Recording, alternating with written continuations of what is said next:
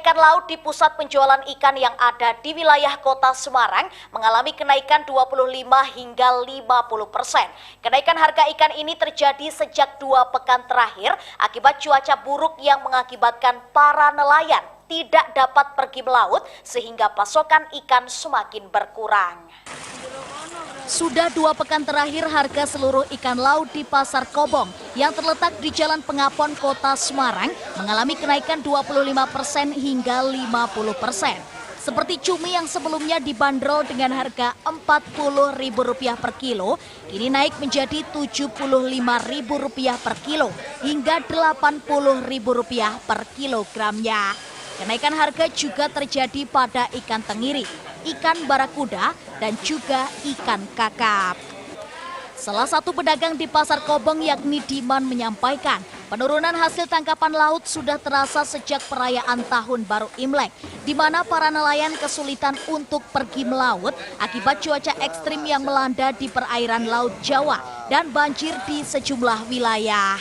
Jalan-jalan juga banjir, kena macet, pengiriman juga tertunda. Jadi untuk harga bisa berpengaruh.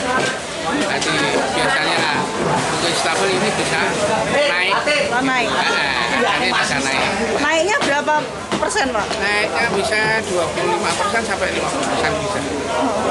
Contohnya yang naik apa aja, Pak? Yang naik itu contohnya ikan laut seperti cumi-cumi. Sementara itu Wahyu yang merupakan pedagang di Pasar Penggaron Kota Semarang menyampaikan bahwa sejak 2 pekan terakhir penjualan ikan di lapak miliknya mengalami penurunan hingga mencapai 50%. Berkurangnya penjualan membuat Wahyu mengurangi jumlah pembelian dalam jumlah besar. Yang sebelumnya bisa membeli hingga 15 kg ikan, saat ini hanya membeli sebanyak 8 kg ikan. Kalau harga kan paling tanya aja ya Mbak, terus pergi, nggak kayak kalau harga murah kan tanya ada murah pada beli, kalau harga mahal kan pada tanya doang, nggak beli. Ini Mbak mengurangi pembelian atau kulaan di sini tuh sampai berapa persen? Aku 50% sih Mbak, biasanya kilo 15 kilo, paling cuma 8 kilo. Gitu sih.